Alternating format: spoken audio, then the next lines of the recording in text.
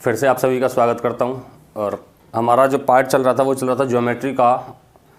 एक सीट मैंने पूरी सॉल्व करवा दी थी, सेकंड सीट में मैंने क्वेश्चन नंबर 50 तक सॉल्व करवाए थे, तो क्वेश्चन नंबर 50 से आगे अब सॉल्व करवा रहे हैं। देखिए क्वेश्चन नंबर 51 है,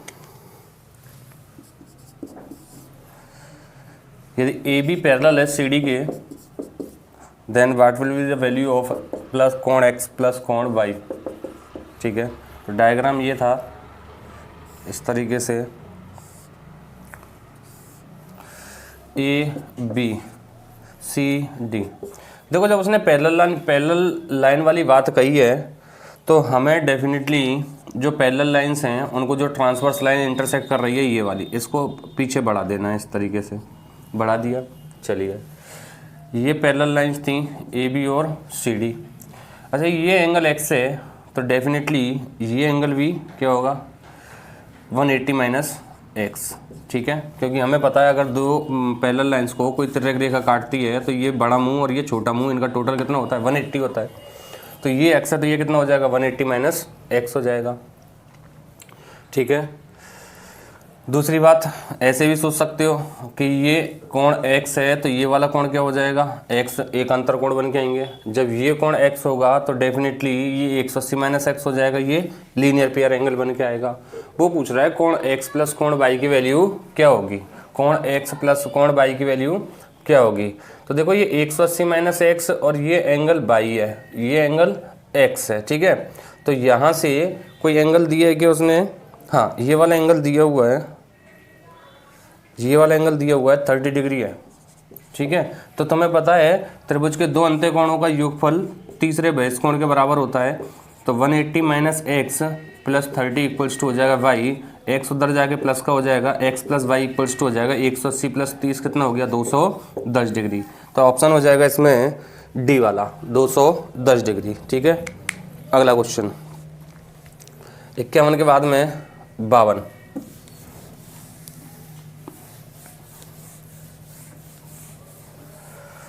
क्वेश्चन नंबर 52 है, यदि किसी त्रिभुज ABC में आधार BC, तो आधार बना दो इसका BC, ये त्रिभुज ABC हो गया। आधार BC को दोनों ओर बढ़ा दिया जाए, इसको बढ़ाया इधर और इसको बढ़ाया इधर, तो B तथा C पर बाह्य कोणों का योगफल क्या होगा, B और C पर बाह्य कोणों का योगफल, इनका योगफल निकालना है। तो मुझे दोस्तों एक बात बताओ, अगर ये बाह्य कोण है तो ये इन दोनों अंत्य कोणों के योगफल के बराबर होगा, तो मैं कह सकता हूँ ये A प्लस बी होगा। ठीक है, angle A plus angle B होगा। और ये बाह्य कोण है तो ये दो इन अंत्य कोणों के योगफल के बराबर होगा, angle A plus angle C। Clear. चलिए, अब वो इन दोनों का योगफल पूछ रहा है, इन दोनों का, तो ये हो जाएगा कोण A प्लस कोण C प्लस कोण A प्लस कोण B बराबर, ये निकालना है हमें टोटल। ठीक है, तो देखो A B और C, angle A B C, angle B A और C, इन तीनों का टोटल कितना होगा, 180 डिग्री अंत्य कोण है ये। तो ये एंगल A, एंगल B और एंगल C हो जाएगा 180, और ये प्लस एंगल A, इसकी वैल्यू वो पूछ रहा है। अच्छा, बाह्य कोणों का योगफल ये तो हमने निकाल ही दिया है ना। योगफल क्या होगा, 180 को उसने पाई की फॉर्म में लिखा है, तो आंसर हो जाएगा pi plus angle A, option B वाला। 53 इजीली कर सकते हो, 54 कर सकते हो, 55 कर सकते हैं, 56 देखिए।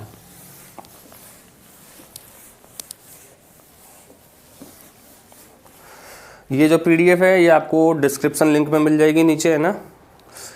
56 में है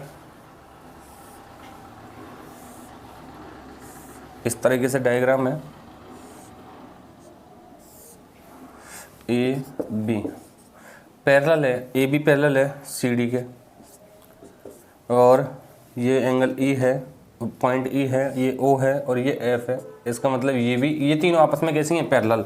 तो वही प्रोसेस दोस्तों, ये दिया हुआ 90 डिग्री, टोटल 90 डिग्री का ही है, ये 35 डिग्री है। ठीक है, अब वो पूछ रहा है तुमसे एंगल OCD, तो OCD हमें ये वाला एंगल निकाल के लाना है, ये वाला। ठीक है, चलिए तो ये ट्रांसवर्स लाइन हो गई, ये 35 है तो ये भी 35 होगा और इन त्रिभुज के दो अंतःकोणों का योगफल तीसरे बहिष्कोण के बराबर होता है।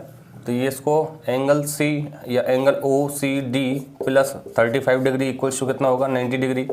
तो O C D equals to हो जाएगा हमारा 90 माइनस 35 कितना आ गया 55 डिग्री। ऑप्शन हो जाएगा इसमें बी वाला। ज़्यादा सोचने की ज़रूरत नहीं थी, डायग्राम ऐसे खतरनाक बना के दिया। चलिए 56 के बाद में 57 देखिए, यदि क्यू टी परपेंडिकुलर है पी आर पर, Q T is perpendicular on P R and angle T Q R equals to है 40 degree, angle T Q R 40 degree है और एंगल एस पी आर ये है 30 डिग्री। तो then x and y both की वैल्यू में निकालनी है। एक्स की वैल्यू क्या होगी और बाई की वैल्यू क्या होगी। देखिए डायग्राम में बना रहा हूँ, ट्राइंगल है P Q R, P Q R, ये पॉइंट है एस और यहाँ से ये पॉइंट है टी, ये दिया हुआ 30 डिग्री है, ये दिया हुआ 40 डिग्री है और ये दिया हुआ वाई है, ठीक है। देन एक्स कौन सा बचा, एक्स मेरे हिसाब से ये वाला होना चाहिए, ये एंगल एक्स होगा। चलो देख लेते हैं हमें ना। देखिए अब ये 40 दिया हुआ है, ये 30 दिया हुआ है, एक्स और वाई के मान पूछ रहा है वो। इसमें एक क्यू टी परपेंडिकुलर है पी आर पर, क्यू टी परपेंडिकुलर है पी आर पर, ये एक्स नहीं है, ये 90 डिग्री का है, परपेंडिकुलर है। एक्स वाला कौन सा है, चलो सॉल्व करते देखते हैं, ठीक है। ट्राइंगल टी क्यू आर में, ट्राइंगल टी क्यू आर को पकड़ो तो टी क्यू आर में हो जाएगा हमारा 40 90 130। तो ये कितने का रह गया भाई 40 90 130, ये 50 डिग्री का रह गया, ठीक है, ये 50 डिग्री का रह गया। तो ये ही है एक्स, इसको ही एक्स माना है, ठीक है। ये 50 डिग्री का हो गया। चलो भाई वापस आ जाओ। अब हमें कोई किसकी वैल्यू चाहिए, वाई की वैल्यू चाहिए, है ना। तो ये 40 है, ये 50 है, ये 90 का हो गया। हमें वाई की वैल्यू, ये वाली वैल्यू फाइंड आउट करनी है। तो इसके लिए त्रिभुज के दो अंतःकोणों का योगफल, ये वाला 50 बन रहा है, ये वाला 30 बन रहा है। तो ये इसी ट्राइंगल का पी एस आर का, ट्राइंगल पी एस आर में पी एस आर का ये बाह्य कोण बन के आ रही है। तो ये बाह्य कोण जो होगा दो अंतःकोणों का योगफल होगा। तो 30 + 50 कितना हो जाएगा 80, ठीक है। तो यहाँ पे x की वैल्यू अपने पास में आ गई 50 डिग्री एंड y की वैल्यू आ गई कितनी 80 डिग्री। ये वाला मिसप्रिंट है, ये वाला एंगल x मानना है हमें, ठीक है। चलिए तो यहाँ पे क्वेश्चन नंबर 60 देखिए।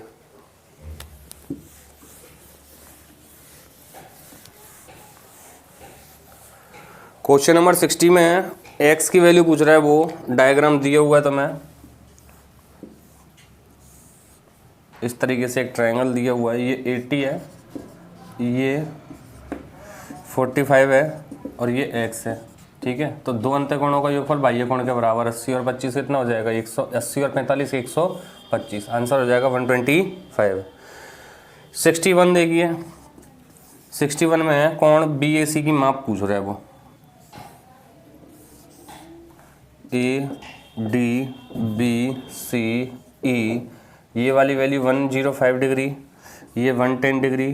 तो भैया ए की माप पूछ रहा है, तो ये कितना रह गया 70 डिग्री लीनियर पेयर एंगल, ये कितना रह जाएगा तुम्हारा 75 डिग्री लीनियर पेयर एंगल। तो ये वाला कोण जो बचा, या फिर इसको मत निकालो भले ही, मर्जी है तुम्हारी। दो अंतःकोणों का योगफल तीसरे बहिष्कोण के बराबर होता है। ये 70 है तो ये कितने का रह गया भैया 35 का रह जाएगा डेफिनेटली, ठीक है।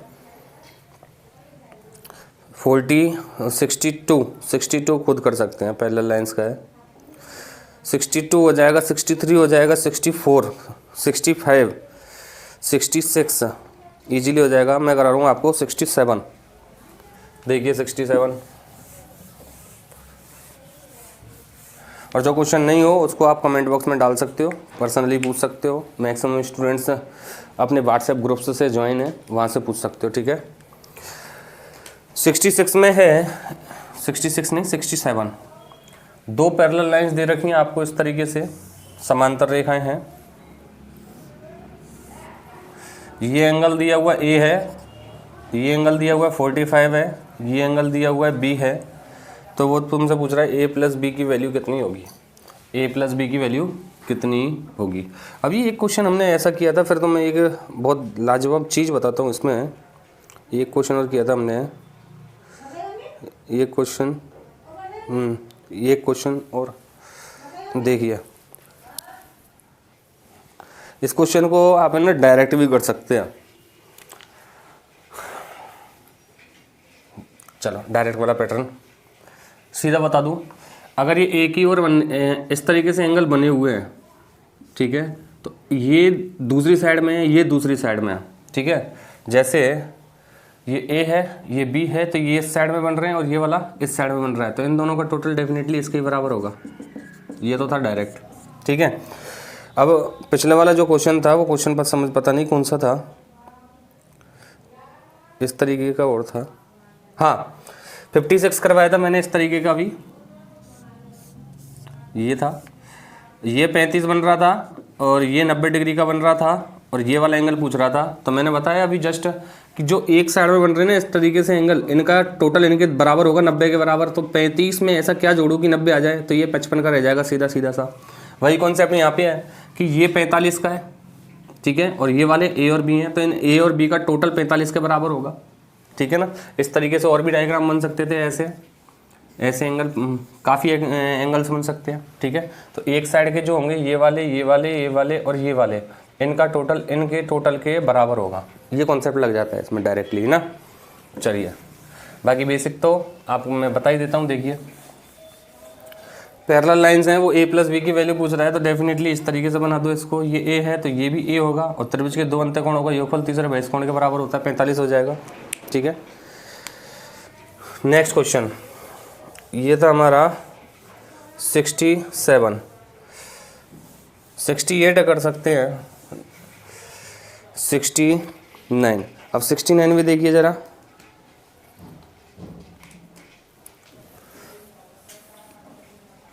दो पैरेलल लाइन है इस तरीके से, ये पैरेलल लाइन से दोनों की दोनों, ये ए है ये बी है और ये एंगल पी दिया हुआ है, ये एक्स है और ये वाई है। वो तुमसे पूछ रहा है एंगल बी पी डी कितना होगा, एंगल बी पी डी। इसमें जो ऑप्शंस हैं 90, 270, 135, 180, बी पी डी, डी वाला पॉइंट ये है और ये है सी। ये दोनों पैरेलल लाइंस है। अब देखो इसमें हमें एंगल की वैल्यू नहीं पता है, ठीक है, एंगल की वैल्यू नहीं पता है, तो इसके लिए क्या एंगल कुछ दिया है कि इसमें बिल्कुल दिया है, एक्स की वैल्यू 30 डिग्री है, ये 30 डिग्री है, और वाई की वैल्यू 60 डिग्री है। तो भैया मैं कह सकता हूँ कि ये 30 है, ये 60 है, तो डेफिनेटली इसका टोटल इन दोनों के टोटल के बराबर होगा कितना, 90 डिग्री। अब लेकिन 90 डिग्री ऑप्शन में ये भी दिया हुआ है, ठीक है, और ये 90 डिग्री है, तो ये वाला एंगल 270 डिग्री का हो जाएगा, क्योंकि एक पॉइंट के चार और जो कोण बनता है वो कितने का बनता है, 360 डिग्री का। इसमें से ये कितना है 90 डिग्री, तो ये कितने का रहेगा भैया 270 डिग्री। लेकिन एग्जाम में जो क्वेश्चन मिलेगा उसमें दोनों पॉसिबल नहीं है। या फिर मैं ऐसे कह सकता हूँ, उसने बीपीडी पूछ रहा है तो ये सिंबल लगा के दिया है, तो हमें ये बड़ा वाला कोण निकाल के लाना है। तो बड़ा वाला कोण जो होगा वो कितने डिग्री का आ रहा है, 270 डिग्री का, ठीक है। जो डायग्राम में जो ये सिंबल दिया हुआ है वो इस तरीके से दिया हुआ है, ये वाला सिंबल दिया हुआ है, तो हमें ये वाला एंगल ना निकाल के ये वाला एंगल निकालना है बड़ा वाला, तो कितना हो जाएगा 270। वैसे अगर ये सिंबल नहीं होता तो इसका 90 भी सही था, ठीक है। हमें दोनों ही एंगल बीपीडी हैं, एक न्यून कोण है और एक बृहद कोण है। अगला क्वेश्चन देखिए, क्वेश्चन नंबर 70। यहाँ से क्वेश्चंस अच्छे हैं। तो क्वेश्चन नंबर 70 में रहा है, एक समबाहु त्रिभुज की आंतरिक त्रिज्या अंत त्रिज्या 3 सेंटीमीटर है, तो त्रिभुज की प्रत्येक माध्यिका की लंबाई क्या होगी। ये मैंने आप लोगों को समझाया हुआ है। एक समबाहु त्रिभुज है, ठीक है, इसकी माध्यिका क्या होती है, इसकी ऊंचाई, ठीक है। h, तो h की वैल्यू होती है हमारे पास में √3a/2। ठीक है, अब इसमें से जो अंत्यवृत्त की त्रिज्या निकल के आती है RI, वो इसको 3 भागों में बांटते हैं हम, 2 भाग इसके और 1 भाग इसके। तो ये तो R इंटीरियर होती है 1 यूनिट की वैल्यू, और 2 यूनिट की वैल्यू क्या हो जाती है R आउटर। लेकिन वो पूछ रहे हैं प्रत्येक माध्यिका की लंबाई क्या होगी। अब समबाहु त्रिभुज है तो माध्यिका कैसी होंगी भैया, समान होंगी। इससे h से हमें यहाँ पे फिलहाल कोई मतलब नहीं रहा। 2:1 में बांट रहा है तो 1 की वैल्यू कितनी दे रखी है 3 है, तो पूरी माध्यिका यही तो बनेगी, तीनों माध्यिकाएं समान होती हैं, समबाहु त्रिभुज है। जब ये तीनों माध्यिकाएं समान होंगी तो कोई भी माध्यिका निकाल दो। 1 यूनिट की वैल्यू अंत त्रिज्या कितनी है 3, 2 यूनिट की वैल्यू कितनी हो जाएगी बाह्य त्रिज्या 6, पूरी माध्यिका कितनी हो जाएगी 6 और 3 9 सेंटीमीटर। तो आंसर हो जाएगा इसका 9 सेंटीमीटर। ठीक है, क्वेश्चन नंबर 71 देखिए, यहाँ से थोड़े से क्वेश्चन अच्छे स्टार्ट है। 71 में कह रहा है यदि त्रिभुज ABC का परिकेंद्र O है, त्रिभुज ABC का जो सरकम सेंटर है वो O है, ABC, OBC 35 डिग्री है, OBC ये O है, ये कितना है 35 डिग्री है। तो BAC पूछ रहा है वो, BAC ये वाला एंगल वो पूछ रहा है।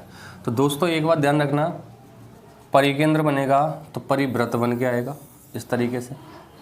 परिवृत्त बनेगा तो ये वाली भी परित्रिज्या, ये वाली भी परित्रिज्या, ये जब 35 का है तो ये भी 35 डिग्री का ही रहेगा, क्योंकि ऐसा त्रिभुज जिसमें 2 भुजाएं बराबर हों तो 2 कोण भी बराबर होते हैं, या उन भुजाओं के सम्मुख कोण बराबर होते हैं। उल्टा भी कह सकते हो, ऐसा त्रिभुज जिसमें 2 कोण बराबर है तो उसके सम्मुख भुजाएं बराबर होती हैं। तो यहाँ हमें पता चल रहा है ये परिधि हो गई, परिधि से केंद्र तक की दूरी क्या कहलाती है त्रिज्या, परिधि से केंद्र तक की दूरी क्या कहलाती है त्रिज्या। जब ये दोनों त्रिज्या बराबर हैं तो इनके सम्मुख कोण कौन कौन सी हैं, ये वाला, इसके सम्मुख कोण कौन सा है ये वाला, ये भी कैसे रहेंगे बराबर। अब ये 35 ये 35, और त्रिभुज के तीनों कोणों का योग कितना होता है भैया, त्रिभुज के तीनों कोणों का योग होता है 180, 35 और 35 70, तो ये कितना रह गया 110 डिग्री। और ये चीज समझाई हुई है कि एक ही जीवा द्वारा केंद्र पर अंतरित कोण परिधि पर अंतरित कोण का दोगुना होता है, या फिर मैं ऐसे कह सकता हूँ एक ही जीवा द्वारा परिधि पर अंतरित कोण केंद्र पर अंतरित कोण का आधा होता है। ऐसे कह सकता हूँ एक ही चाप द्वारा परिधि पर अंतरित कोण केंद्र पर अंतरित कोण का कैसा होता है आधा, या एक ही चाप द्वारा केंद्र पर अंतरित कोण परिधि पर अंतरित कोण का कैसा होता है दोगुना होता है। या फिर ऐसे कह सकता हूँ एक ही वृत्तखंड में बने, ये वृत्तखंड है, ये लघु वृत्तखंड है और ये दीर्घ वृत्तखंड है, तो एक ही वृत्तखंड में बने केंद्र पर, एक ही वृत्तखंड द्वारा केंद्र पर अंतरित कोण परिधि पर अंतरित कोण का दोगुना होता है, या एक ही वृत्तखंड द्वारा परिधि पर अंतरित कोण केंद्र पर अंतरित कोण का आधा होता है। तो ये 110 है, तो ये कितना हो जाएगा 55 डिग्री। ठीक है, ये था तुम्हारा क्वेश्चन नंबर 71। ठीक है, 71 72 खुद कर सकते हो। 73 देखिए, 73 है, 2 समद्विबाहु त्रिभुज जिनके संगत शीर्ष कोण समान है। 2 समद्विबाहु त्रिभुज, ये वाली भुजा इसके बराबर है, ये वाली भुजा इसके बराबर है। ठीक है, लेकिन ये नहीं कह सकते कि ये चारों भुजाएं आपस में बराबर है, 2 समद्विबाहु त्रिभुज अलग अलग हैं जिनके संगत शीर्ष कोण समान है। इसका मतलब अगर ये कोण थीटा है तो ये वाला कोण भी थीटा है। ठीक है, उनके क्षेत्रफलों का अनुपात है 9:16, तो उनकी संगत ऊंचाइयों का अनुपात कितना है ABCPQR। इनके क्षेत्रफलों का अनुपात है 9:16, तो वो पूछ रहा है उनकी संगत ऊंचाइयों का अनुपात कितना है। तो ध्यान रखना, 2 समद्विबाहु त्रिभुज जिनके संगत शीर्ष कोण समान है, ये थीटा है, उनके क्षेत्रफलों का अनुपात 9:16 है, तो उनकी संगत ऊंचाइयों का अनुपात कितना है। जब इन दोनों के बीच में ये कोण थीटा है तो ये दोनों त्रिभुज जो होंगे वो समरूप त्रिभुज कहलाए। क्या कहलाए, समरूप त्रिभुज। और समरूप त्रिभुजों में सभी भुजाएं संगत भुजाएं समानुपाती होती हैं। ठीक है, संगत ऊंचाइयों का वो पूछ रहा है अनुपात। तो क्षेत्रफल दिया हुआ है तुम्हें और ऊंचाइयों का अनुपात पूछ रहा है। मैं आप लोगों को क्या कह रहा हूँ कि अगर 2 त्रिभुज समरूप त्रिभुज हैं, सर्वांग सम अलग चीज होती है जिसमें हर एक एलिमेंट सेम होता है, समरूप में सिमिलरिटी नहीं, रेशियो सेम रहता है समरूप त्रिभुज में। तो ये दोनों त्रिभुज जब समरूप त्रिभुज हो गए अपने पास में, ठीक है, ये दोनों त्रिभुज कैसे हो गए, समरूप त्रिभुज हो गए। तो उस कंडीशन में इनके जो क्षेत्र में, पहले तो ऊंचाई देखो, ऊंचाई शीर्षलंब को ऊंचाई कहते हैं, ठीक है। माध्यिका मीडियन, ठीक है, और भुजा, ठीक है, और कुछ बचा नहीं। तो ये और परिमाप पेरीमीटर सिंगल यूनिट वाली ये तो रहती हैं कैसी, समानुपाती। कैसी रहती हैं, समानुपाती। और क्षेत्रफल जो होगा इनके वर्ग के अनुपात में होता है। किस में होता है, वर्ग के अनुपात में। अब क्षेत्रफलों का अनुपात कितना है, 9:16। तो जब मैं वापस आऊँगा इनमें तो ये वर्गमूल के अनुपात में हो जाएंगे 3:4, ठीक है, 3:4। चलिए, उसने बोला दो समद्विबाहु त्रिभुज जिनके संगत शीर्ष कोण समान है। संगत शीर्ष कोण का मतलब ये थीटा, ये अल्फा, ये बीटा। तो ये थीटा, ये अल्फा, ये बीटा। अब ये समरूप त्रिभुज हो जाएंगे, ठीक है, तीनों एंगल सेम है। चलिए, क्वेश्चन नंबर 74।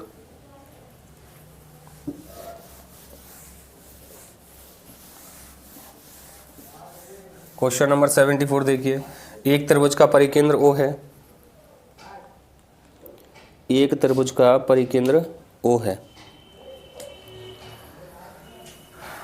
परिकेंद्र दे रखा है तो इस तरीके से बनाना है, और परिकेंद्र ये हुआ है तो परिवृत्त भी बना दीजिए, लगे आप। परिकेंद्र O है, ये रहा O। BAC BAC की वैल्यू है 85 degree, BCA 75 degree, BCA 75 degree. अब वो पूछ रहा है कौन OAC ये वाली वैल्यू पूछ रहे हो,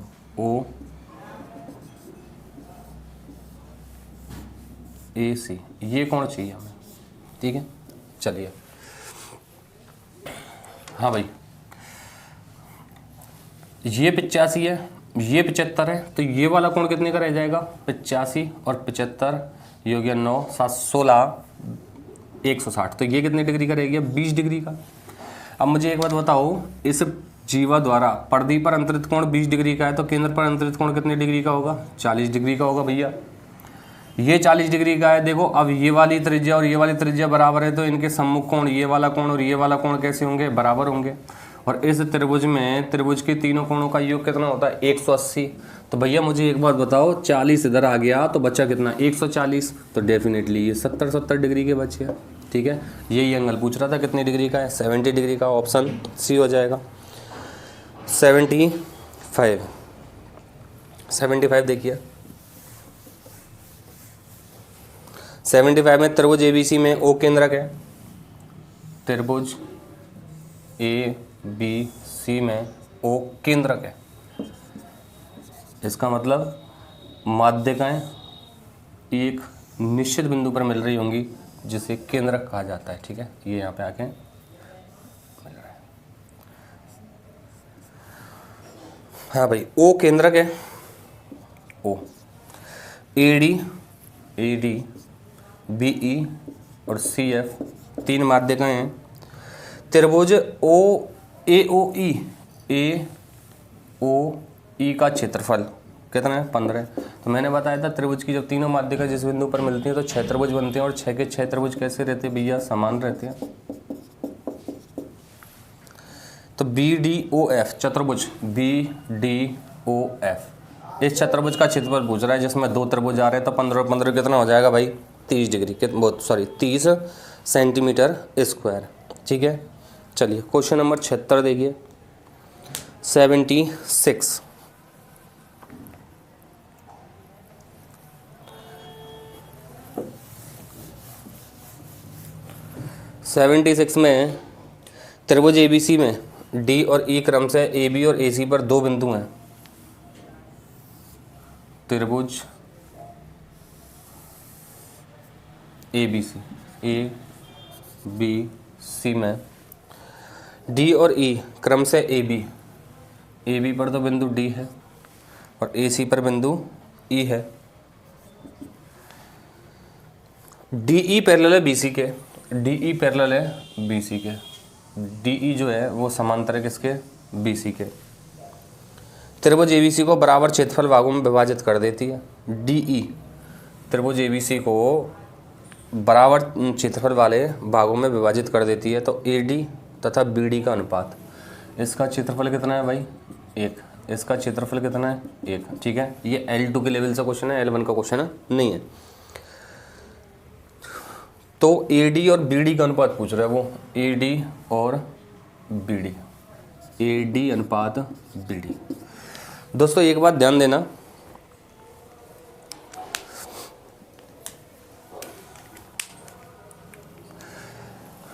ये समांतर है इसके, तो ये समांतर है इसके, और कुछ दिया हुआ है कि इसमें दो बिंदु DE समांतर BC, DE त्रिभुज बराबर दो भागों में विभाजित कर देती है। AD और BD का अनुपात क्या है, ठीक है। एक थ्योरम होती है कि अगर किसी त्रिभुज की दो भुजाओं के मध्य बिंदुओं को मिला दिया जाए तो तीसरी भुजा के समांतर होती है और आधी होती है, ठीक है। तो मैं कह सकता हूँ इन क्षेत्रफल है 1 और 1, तो पूरे त्रिभुज का क्षेत्रफल कितना बन जाएगा भाई? पूरे त्रिभुज का क्षेत्रफल बनेगा, मैं कहूँगा 2 बनेगा, ठीक है।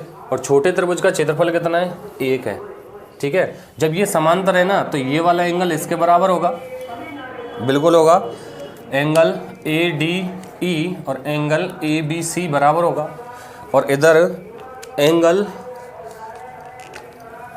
ACB बराबर होगा किसके? एंगल AED के, ठीक है। क्योंकि समांतर रेखा है और ये तिर्यक रेखा हो जाएंगे और ये संगत कोण बन जाएंगे।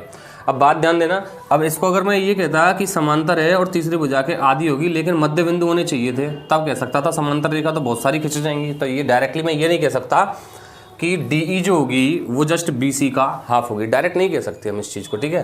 थ्योरम होती है, मैं एक बार रिपीट कर देता हूँ। अगर किसी त्रिभुज की दो भुजाओं के मध्य बिंदुओं को मिलाने वाली रेखा, ये वाली रेखा, इसकी तीसरी की जस्ट आधी होती है, ठीक है, और इसके समांतर होती है। लेकिन यहाँ उसने केवल ये बोला है कि ये समांतर है, तो ये नहीं कह सकता कि ये आधी होगी, क्योंकि समांतर रेखा तो बहुत सारी हो सकती है इस तरीके से, ठीक है। तो ये डायरेक्टली हम नहीं कह सकते, क्योंकि ज्योमेट्री जो पढ़ी जाती है वो क्यों के साथ में पढ़ी जाती है, क्योंकि ऐसा क्यों पॉसिबल है। तो मैंने यहाँ देखा ये वाला एंगल इसके बराबर है, ये वाला एंगल इसके बराबर है, और एंगल A दोनों में कॉमन है। तो इसका मतलब त्रिभुज ADE और त्रिभुज ADE और ABC कैसे त्रिभुज है भैया? समरूप त्रिभुज है, समरूप, ना कि सर्वांग सम। जब ये समरूप त्रिभुज हैं, इसका मतलब इनका जो क्षेत्रफलों का अनुपात है, तो त्रिभुज ADE का क्षेत्रफल 1 है, तो त्रिभुज ABC का क्षेत्रफल कितना है? 2। तो इनकी जो भुजाओं का अनुपात बनेगा, भुजा, ठीक है, ये तो था क्षेत्रफल।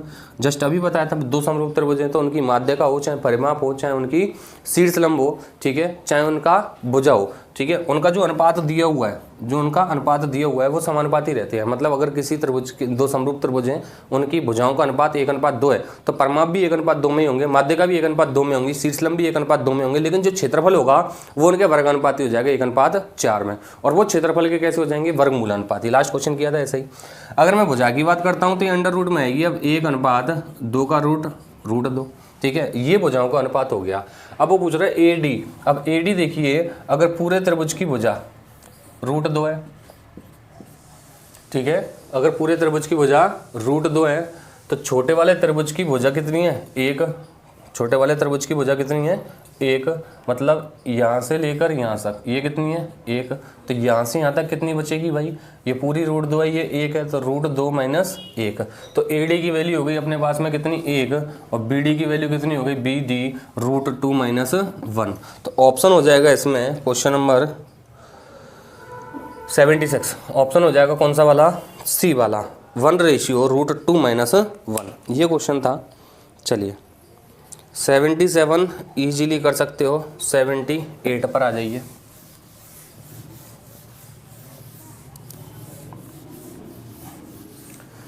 (78) में क्या कह रहा है? दी गई आकृति में AD कोण A का अंत्य समद्विभाजक है। 78 ये दिया हुआ इस तरीके से, त्रिभुज ABC ये 6 सेंटीमीटर है, और ये समद्विभाजक है x और ये x, ठीक है, ये 4 सेंटीमीटर है और ये 3 सेंटीमीटर है। अब वो पूछ रहा है AC का मान क्या है? AC का मान क्या है? ठीक है, AC का मान क्या है? अब मुझे एक बात बताना, जब ये दी गई आकृति में कोण AD कोण A का अंत्य समद्विभाजक है, ठीक है, अंत्य समद्विभाजक है। यदि AB बराबर 6 सेंटीमीटर है, AB 6 सेंटीमीटर दे रखी है, BD ये D पॉइंट है, बी डी 4 सेंटीमीटर है और डी सी 3 सेंटीमीटर है, तो वो पूछ रहा है ए सी का मान, ए सी का मान। ठीक है, चलिए दोनों त्रिभुजों को समरूप त्रिभुज किया जाए तभी पॉसिबल है। ठीक है, दोनों त्रिभुजों को समरूप त्रिभुज किया जाए। ये अंत्य संधिभाजक है, समबाहु त्रिभुज भी नहीं है। ये एंगल कितना है x, ये एंगल कितना है x। तो मैं देखिए अब मैं बनाता हूँ इसको, ये x है, इसको y मान ले हम। त्रिभुज के दो अंत्य कोणों का योगफल किसी तीसरे बाह्य कोण के बराबर होगा तो x प्लस वाई हो जाएगा। ठीक है, ये x प्लस वाई, तो ये कितना बचेगा 180 माइनस एक्स प्लस वाई। तो ये तीनों एंगल आ गए अपने पास में। ये वाला एंगल कितना हो जाएगा 180 माइनस एक्स प्लस वाई। क्यों हो जाएगा? क्योंकि ये रैखिक कोण युग्म बनेगा। अब मुझे एक बात बताना, ये x है, ये y है। ठीक है,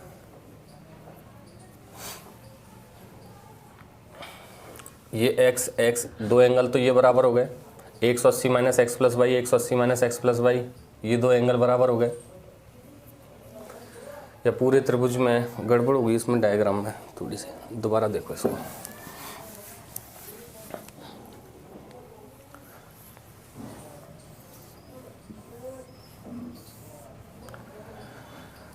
ए बी सी,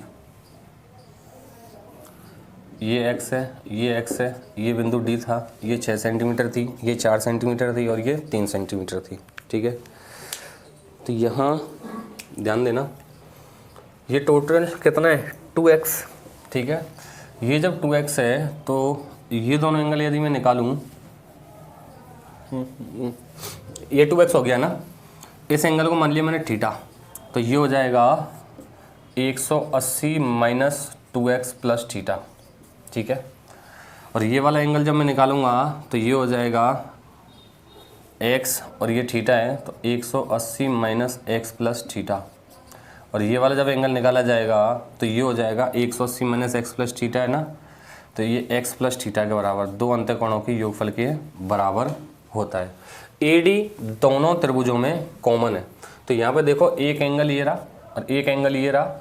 ठीक है, AD दोनों में कॉमन है, तो दो एलिमेंट ये हो गए। और तीसरे एलिमेंट की अगर मैं बात करूं तो ये वाला एंगल इस वाले त्रिभुज में ये होगा 180 माइनस एक्स प्लस थीटा, ये x प्लस थीटा है, ये x, ये 2x ही होगा, 2x प्लस थीटा। ठीक है, तो यहाँ पे जब दो एलिमेंट बराबर हो गए हैं तो त्रिभुज ABD और त्रिभुज ADC ये कैसे त्रिभुज हो जाएंगे? समरूप त्रिभुज, जिनमें संगत भुजाओं का अनुपात। तो इस त्रिभुज ABD में x के सामने वाली भुजा कितनी है? 4 है। या फिर ये सीधा सा कॉन्सेप्ट याद रखना, ये कोण x है, ये कोण x है, तो इसकी संगत भुजाओं का अनुपात भी यही रहेगा। ठीक है, चलो तो ये हो जाएगा, बड़े वाले त्रिभुज की भुजा मैंने यहाँ 6 ली है, तो यहाँ कितनी हो जाएगी 4, और यहाँ पर मैंने AC की जगह क्या मान ली x, तो ये DC कितनी हो जाएगी 3, DC कितनी हो जाएगी 3, तो यहाँ से ये 3 6 18, तो x बराबर हो जाएगा 18/4 और 4 चौक 16 और 4 पंजे 20, 4.5। ठीक है, इस अनुपात में ही बांटेंगी ये। ठीक है, कोण के सामने वाली भुजा 4:3 में ही, तो दोनों का अनुपात हो जाएगा 4:3। एंगल वाले पोर्शन को छोड़ देना क्योंकि तीसरा एलिमेंट हमें नहीं मिल रहा था यहाँ। ठीक है ना, तो ये जो एंगल x है ये भी एंगल x है, तो इसी अनुपात में सामने वाले को जो भुजाओं का अनुपात दिया हुआ 4:3 उसमें बांट देंगी, तो संगत भुजाओं का अनुपात 4:3 हो जाएगा सभी का। चलिए नेक्स्ट क्वेश्चन, तीसरा एलिमेंट मिलना जरूरी था। क्वेश्चन नंबर 79 कर सकते हैं। क्वेश्चन नंबर 80 देखिए, यदि I त्रिभुज ABC का लंब केंद्र है, I त्रिभुज ABC का लंब केंद्र है, ABC, I त्रिभुज ABC का लंब केंद्र है और BIC 135 डिग्री है। अंत्य केंद्र, लंब केंद्र नहीं सॉरी, अंत्य केंद्र है। तो अंत्य केंद्र है तो BIC दिया हुआ है, BIC अंत्य केंद्र है, तो डेफिनेटली अंत्य केंद्र जो बनता है वो कोणों के अर्धकों से बनता है।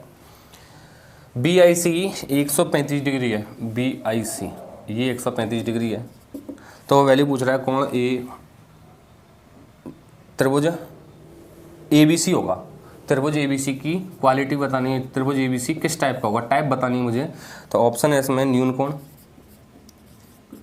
दूसरा है समबाहु त्रिभुज, समकोण, अधिक कोण। ठीक है, तो ध्यान देना, हमें पता है त्रिभुज के तीसरे कोण, त्रिभुज का जो अंत्य कोण, अंत्य केंद्र का कोण बनता है, 3 केस बताए थे इसमें कि अंत्य केंद्र का कोण जो बनेगा, या तो 2 अंत्य कोणों के अंत्य प्रतिच्छेदक मिलते हैं, ठीक है, या फिर एक अंत्य कोण का और एक बाह्य कोण का प्रतिच्छेदक मिलता है, ठीक है, और या फिर दोनों के बाह्य कोणों के प्रतिच्छेदक मिलती हैं। तो तीनों केसेस मैंने बताए थे। पहले केस में क्या होता है, जब अंत्य कोण दोनों के अंत्य कोणों के अर्धक जिस बिंदु पर मिल रहे होते हैं, तो इस बिंदु पर बनने वाला कोण 90 प्लस तीसरे कोण का आधा होता है। तो 90 प्लस कोण a/2 बराबर कितना हो जाएगा, 135 डिग्री। तो ये 90 उधर जाके माइनस होगा, तो डेफिनेटली ये कितना बचेगा, 45। तो एंगल a/2 बराबर 45, तो एंगल a बराबर कितना हो जाएगा, 90 डिग्री। और ऐसा त्रिभुज जिसमें एक कोण 90 डिग्री का होता है, वो त्रिभुज कौन सा कहलाता है तुम्हारा, समकोण त्रिभुज। तो आंसर हो जाएगा कौन सा, समकोण त्रिभुज। ठीक है, चलिए ये क्वेश्चन हुआ तुम्हारा 80। क्वेश्चन नंबर 81 देखिए।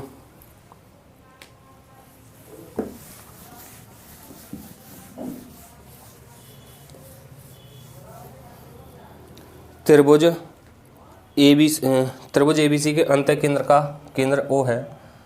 सेम क्वेश्चन है, त्रिभुज एबीसी हो गया ये, ABC, अंत्यवृत्त का केंद्र O है। तो अंत्यवृत्त भी तब बनेगा जब अंत्य केंद्र होगा। ये कितना है, O है, और BOC 100 डिग्री है, BOC ये 100 डिग्री है। तो मैं कह सकता हूँ ये 90 प्लस तीसरे कोण का आधा होगा। तो 90 प्लस तीसरे कोण का आधा मतलब इसका मतलब ये कितना रह गया, 20। 90 हटा दूंगा, 10 बचा, 10 का 2 गुना 20 हो जाएगा। तो BAC का मान ही पूछ रहे हैं, वो कितना हो जाएगा, 20। या फिर 90 plus angle a/2 equals to 100। तो एंगल a/2 इक्वल्स टू हो जाएगा 10 डिग्री, और एंगल A इक्वल्स टू हो जाएगा कितना, 20 डिग्री। ठीक है, देखिए तो क्वेश्चन नंबर 84 देखिए। आज जो क्वेश्चन होने हैं वो 100 तक करवा देते हैं ये। 84, त्रिभुज PQR का केंद्रक G है, सेंट्रॉइड दिया हुआ है PQR का केंद्रक G है। ठीक है, QG की लंबाई 4 सेंटीमीटर है, QG 4 सेंटीमीटर है। तो Q से गुजरने वाली माध्यिका की माप क्या है, तो Q से गुजरने वाली माध्यिका की माप, ये पूरी माध्यिका की माप पूछ रहा है। तो हमें पता है ये 2:1 में बांटती हैं, 2 की वैल्यू 4 है, 1 की वैल्यू कितनी हो जाएगी, 2। तो पूरी माध्यिका कितनी हो जाएगी, 4 और 2 6 की। इजी था क्वेश्चन। क्वेश्चन नंबर 85 में मिटा देता हूँ, देखेगा नहीं। 85 है, त्रिभुज ABC का मान याद कीजिए।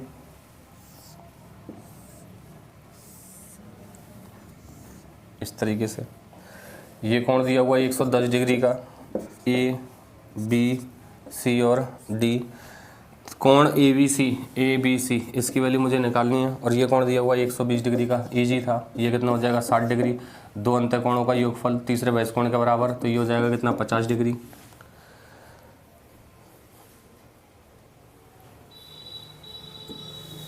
चलिए क्वेश्चन नंबर 86 है, त्रिभुज ABC एक समकोण त्रिभुज है, ABC एक समकोण त्रिभुज है, ABC समकोण त्रिभुज है जिसमें कोण B 90 डिग्री है। B से AC पर लंब डाला गया है, B से AC पर लंब डाल दिया 90 डिग्री। BC बराबर 4 है। ठीक है, तो BD की लंबाई बताइए, BD। देखो जब कभी भी ऊंचाई पूछी जाती है, जब कभी भी ऊंचाई पूछी जाती है, ऊंचाई हमेशा कैसी होती है, लंबवत। इसकी जो ऊंचाई होगी ना, ये कितनी है, 4 है। BC की वैल्यू कितनी है, 4 है। तो BD की लंबाई पूछ रहा है वो, BD की लंबाई पूछ रहा है। समकोण त्रिभुज है, तो मैं कहूँगा ये 4 है, तो ये 3 होगी और ये 5 होगी, तभी समकोण त्रिभुज बनेगा। ठीक है, 3 4 5। ठीक है, जो BD की लंबाई होगी वो होती है लंब गुणा आधार बटे कर्ण। 3 गुणा 4 बटे 5, 3 चौक 12 बटे 5, 5 दूनी 10 और 5 चौका 20, 2.4। ठीक है, अगर ये माध्यिका होती, अगर ये माध्यिका होती तो माध्यिका होती तो समान दो भागों में बांटती, और जब वो समान दो भागों में बांटेगी तो डेफिनेटली ये वाला पोर्शन और ये वाला पोर्शन बराबर होता, और जब ये दोनों पोर्शन बराबर होंगे तो ये परित्रिज्या बन के आती है, क्योंकि समकोण त्रिभुज का जो परिकेंद्र होता है वो कर्ण का मध्य बिंदु होता है, लेकिन यहाँ पे ये मध्य बिंदु नहीं है। अगर ये मध्य बिंदु होता है, या मैं कह देता हूँ परित्रिज्या निकालनी पड़ती तो इसकी हो जाती 2.5। कितनी हो जाती? 2.5। अच्छा, इसमें ए बी बराबर दे रखी थी 3, ठीक है, बी सी दे रखी थी 4, तो ये 5 आई जाएगी। अब ये ऊंचाई पूछ रहा है वो, ठीक है, ए बी बराबर 3 दी हुई है उसमें। चलिए 87 यदि ओ एक समकोण त्रिभुज एबीसी का है, वो एक समकोण त्रिभुज एबीसी का जो बी समकोण है, परिकेंद्र है, अच्छा, एक समकोण त्रिभुज है एबीसी, तो इसका जो परिकेंद्र होगा वो कर्ण का मध्य बिंदु होगा, ठीक है, इस तरीके से। तो बिंदु ओ की स्थिति है, तो बिंदु ओ कहाँ होगा? कर्ण के मध्य बिंदु पर, ठीक है, सी ए का मध्य बिंदु, कर्ण हो जाएगा सी ए का मध्य बिंदु, ऑप्शन डी। वही बात जो अभी बताई थी वो पूछा गया है। दो समबाहु त्रिभुजों की माध्यिका रेखाओं का अनुपात 3:2 है, तो भुजाओं का अनुपात वही रहेगा 3:2। समबाहु त्रिभुज है, प्रत्येक एंगल 60 का होगा, ठीक है। क्वेश्चन नंबर 89 में क्या कह रहा है? एक त्रिभुज की दो भुजाएं दे रखी हैं 4 और 10, तो वो पूछ रहा है तदनुसार यदि तीसरी भुजा की लंबाई ए है तो कौन सा मान सही है? तो देखो दोस्तों, एक चीज़ याद रखना, किसी भी त्रिभुज का निर्माण तभी संभव होता है जब उसकी दो भुजाओं का योगफल तीसरी भुजा से अधिक हो, ठीक है। तो ये 4 + 10 कितना हो जाएगा? 14, अधिक होना चाहिए किससे? ए से, ठीक है। या फिर किसी भी त्रिभुज का निर्माण तभी संभव है जब उसकी दो भुजाओं का अंतर तीसरी भुजा से कम हो, तो 4 और 10 का अंतर कितना हो गया? 6, तो इससे ये कम होना चाहिए। तीसरी भुजा का दो भुजाओं का अंतर तीसरी भुजा से बड़ा होना चाहिए, अंतर बड़ा होगा, ये कितना हो जाएगा? 6, ठीक है। तो इसको सेट किया है उन्होंने कि ये ए 6 से बड़ा है लेकिन 14 से छोटा है, तो मैं इसको ऐसे कह सकता हूँ, ऑप्शन डी ए वाला देखिए, ऑप्शन ए में जो भुजा ए है वो 5 से बड़ी है, ठीक है, 5 से बड़ी है, ठीक है। ऑप्शन बी देखिए, 6 लेस देन इक्वल ए लेस देन इक्वल 12, ठीक है, ए 6, ऑप्शन डी 6 ए 14। तो डेफिनेटली हमारा जो फॉर्मूला, जो अब हमने कंटेंट निकाला है, जो कॉन्सेप्ट निकाला है, वो ऑप्शन डी पे अप्लाई होता है। क्यों? ए का मान 6 से तो छोटा है, ए का मान गलत लिख दिया है मैंने, दो भुजाओं का अंतर तीसरी भुजा के अंतर से बड़ा होना चाहिए। ए का मान 6 से बड़ा होगा, ए का मान 6 से बड़ा होगा और 14 से छोटा होगा, ये गलत लगा दिया था सिंबल। एक बार फिर रिपीट कर देता हूँ, किसी भी त्रिभुज का निर्माण तभी संभव होता है जब उसकी दो भुजाओं का योगफल तीसरी भुजा से अधिक हो, तो 4 और 10 14 ए से अधिक होना चाहिए। दूसरा कॉन्सेप्ट, दो भुजाओं का अंतर तीसरी भुजा से कैसा होना चाहिए? कम होना चाहिए, तीसरी भुजा से कम होना चाहिए। तो अंतर जो आया 6 वो ए से कम होगा, तो ए किससे बड़ा होगा? अंतर से, ठीक है। तो ये क्वेश्चन था तुम्हारा क्वेश्चन नंबर 89। क्वेश्चन नंबर 90, एक त्रिभुज की भुजाएं दे रखी हैं 50 40 30 हैं, तो डेफिनेटली समकोण त्रिभुज बनेगा 50 40 30 30 40 और 50, और 50 मीटर की भुजा के सामने वाले शीर्ष लंब की लंबाई, वही ऊंचाई पूछ ली है, तो लंब गुणा आधार बटे कर्ण 40 गुणा 30 बटे में 50, ठीक है। तो ये 0 से 0 कट जाएगी, 40 दिया, ये अपन 8 40 8 दिया 24, तो आंसर हो जाएगा 24 मीटर, ठीक है। 91 कर सकते हो, परिवृत्त और अंतर्वृत्त का अनुपात होता है 4:1। तो यहाँ पे मैं थोड़ा सा स्टॉप लेना पड़ेगा।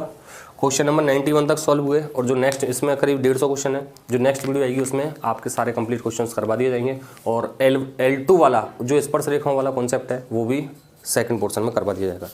Thank you.